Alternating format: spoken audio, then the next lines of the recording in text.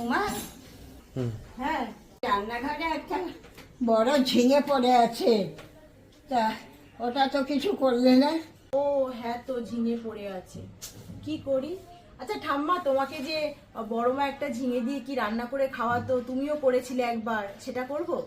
হ্যাঁ হ্যাঁ, ওটাই করো।